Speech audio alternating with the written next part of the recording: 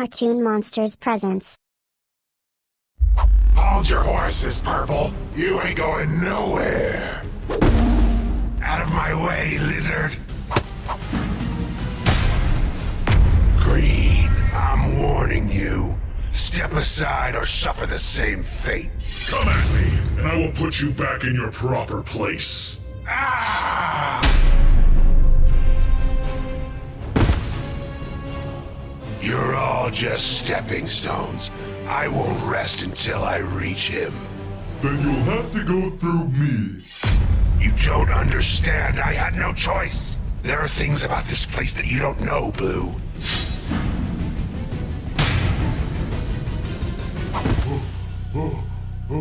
Purple, why are you fighting so hard? There must be a reason behind all this. Like I said, there are things about this place, about my past, that you don't know. Then enlighten me. Fine, I will tell you my story, Blue. And at the end of it, if you still wish to fight me, then so be it. It all started on that one horrible day. The day of the fire. That was the day that I was left alone in this world. My mom, my dad, my brother, I had lost everything. My family didn't have much, and what we did have was burnt up in that flame. But I'm a survivor, you see. From there, I moved from foster home to foster home, meeting new families and playing them for suckers. I was constantly on the move. If I ever stuck in one place for too long, I started to have nightmares of my old home, my old family, and the fires that swept them all away. Because of my tendency to move around, the school systems didn't know what to do with me. I decided on my own to drop out. From there, I became something of a street rat, robbing what I could from rich passerby, enough to survive, and perhaps a little more. My sticky fingers made me something of a legend on the streets, and I quickly gained some new friends. Dangerous friends. We had a solid crew going, but as our power grew, so did that of our rivals. From pickpocketing to vandalism, we were always competing against each other over territory.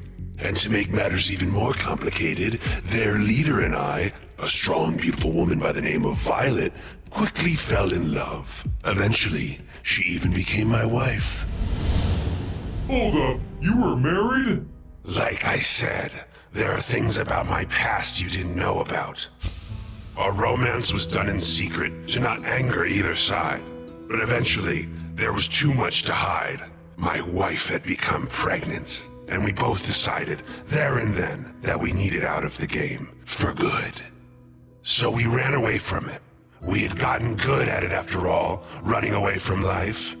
A year had passed, and my wife gave birth to a beautiful baby girl. We didn't have much after leaving it all behind, but we had each other. We could finally start over. Unfortunately, life had other plans for us. One day, my wife's old group caught up to her as she was buying groceries. They didn't take kindly to what they called deserters, and decided to teach her a lesson. She didn't come home that night, or any night after. She was gone, and I was left alone with our daughter. Without my wife's help, I lost my way again. Turned back to a life of petty crime, all in an effort to provide. It was all I knew. I tried to keep my second life from my daughter, but as she grew older, I think she started to suspect her dear old dad wasn't as good of a guy as she thought. Nevertheless, we managed to eke out a humble life for ourselves, even as I struggled to make ends meet. That is, until the day before my daughter's 10th birthday. It was at this time that I first heard the name Rainbow Friends. Apparently, it was all the rage amongst my daughter's classmates. I knew there was no way I could afford to take her there, and I told her as much. She understood, but I could tell deep down that she was disappointed. I resolved to myself that if I couldn't bring her to the Rainbow Friends, then I could bring the Rainbow Friends to her. That night, I made my way to the play place. The place looked abandoned, completely run down. Regardless, I busted in and started my search. There had to be some sort of dolls or other merch I could grab for her. My search took me deep into the play place, and all the while, I was being watched. I finally made my way to what looked like a laboratory when I saw it. I saw a man being turned into a monster for the first time. I only caught a glimpse, but it was enough.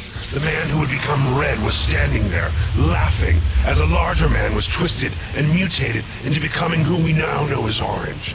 It was the most terrifying sight I ever laid eyes on. When it was over, I couldn't help it. I screamed.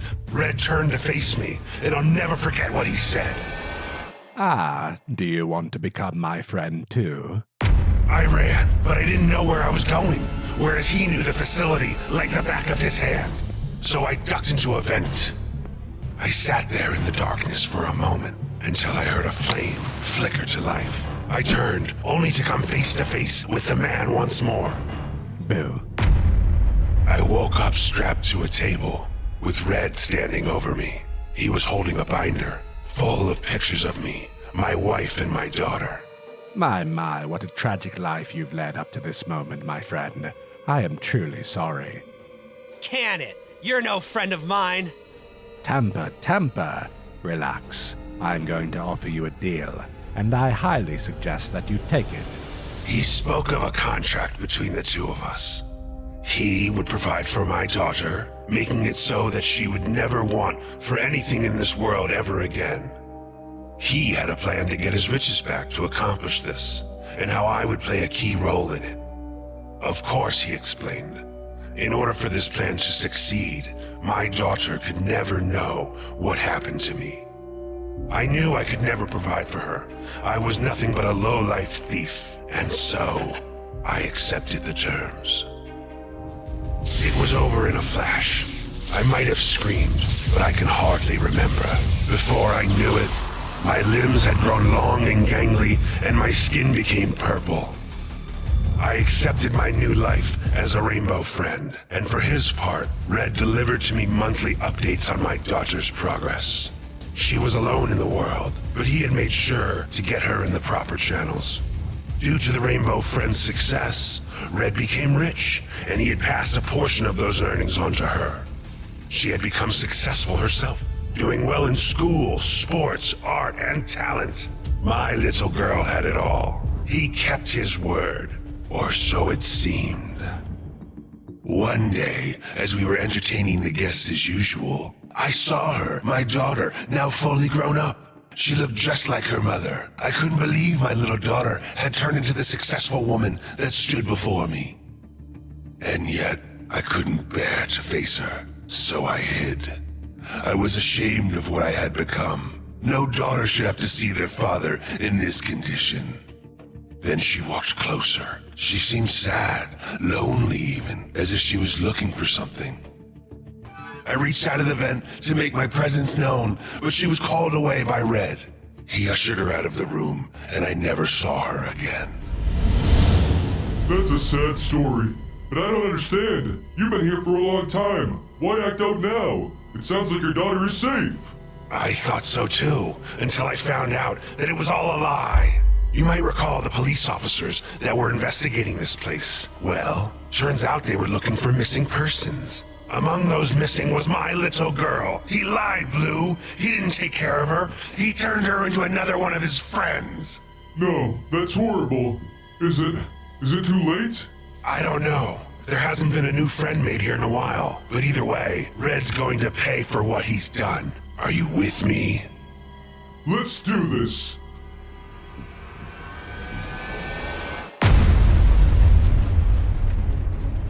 Red! We gotta talk. Yeah! Ah, Purple. I was hoping you would join us. Us? Let me go! Please! No, you monster! Let her go! Wait, that voice. Dad? Well, Purple, aren't you going to answer her? Come on, buddy. You can do this. It's me, sweetie. Dad, you're alive? I thought you... I'm so happy you're okay. You are? I'm so sorry. I tried to make your life better, and all I did was ruin everything. Nonsense. For you see, now you can be together forever. No! Blue! I'm on it! I have had enough of you! Ah!